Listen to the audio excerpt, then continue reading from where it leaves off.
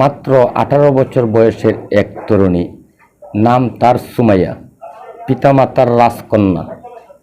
চোখে ছিল হাজারো স্বপ্ন, বিয়ে করবেন, স্বামী সংসার করবেন, সুখে শান্তিতে দিন কাটাবেন। কিন্তু তা যেন আর হলো না সেই 18 বছরের তরুণী সুমাইয়ার জীবনে। হ্যাঁ দর্শক, এমন একটি ঘটনা ঘটেছে মাদারীপুর সদর উপজেলায়। ইতালি প্রবাসী জহিরুল আওলাদারের সাথে বিয়ে হয়েছিল সেই 18 বছরের তরুণী সুমাইয়া আক্তারের।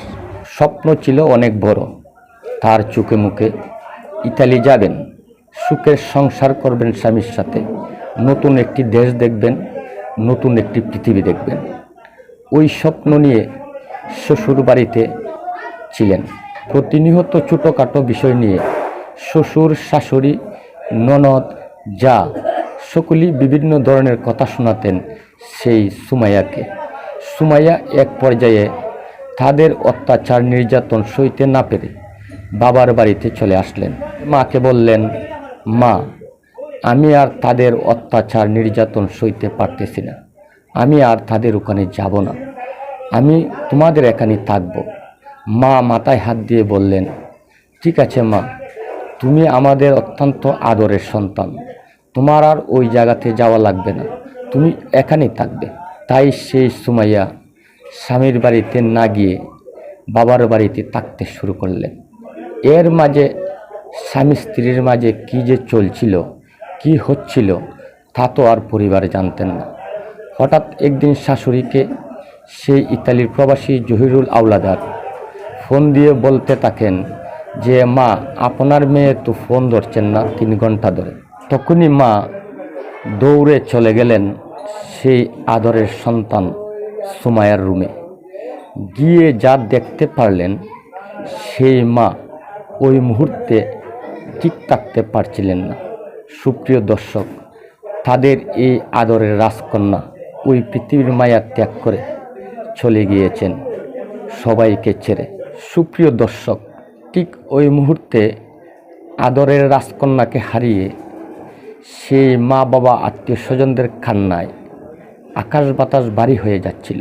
টাকা দিয়ে সুখ কিনা যায় না, ভালোবাসা পাওয়া যায় না। অনেক রঙিন স্বপ্ন দেখেছিলেন সেই 18 বছরের তরুণী সুমাইয়া আক্তার। স্বামীর সাথে ইতালি যাবেন, 10 ভরি স্বর্ণ অলংকার দিয়ে তাকে বিয়ে করেছিলেন স্বামী। কিন্তু আজ দেখেন সেই 10 ভরি স্বর্ণ, ইতালি যাওয়ার স্বপ্ন সবই যেন ধূলিসাৎ হয়ে গেল এক নিমিষে।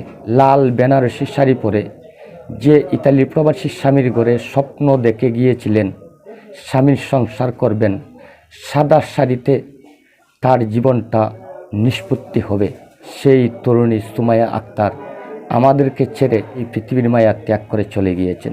তাই সুপ্রিয় দর্শক, আসলে কিছু বলার নেই।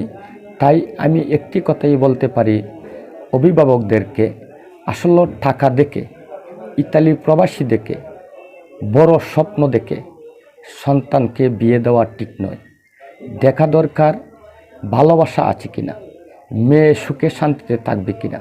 রিক্সা চালকের কাছে বিয়ে হলেও সেই মেয়ে যদি স্বামীর কাছ থেকে সুখ শান্তি, শ্বশুর শাশুড়ি ননদের কাছ থেকে সুখ শান্তি, বুক ভরা ভালোবাসা পায়, দিন শেষে একবার কেউ সেই নারী স্বামীর সংসার করতে পারেন এবং সুখে শান্তিতে দিন যাপন করতে পারেন। তাই সুপ্রিয় দর্শক, অত্যন্ত মর্মান্তিক ও ভয়ানক ঘটনাটি ঘটেছে মাদারীপুর সদর উপজেলায়। তাই সব পরিবারই কিন্তু একটু সতর্ক থাকবেন।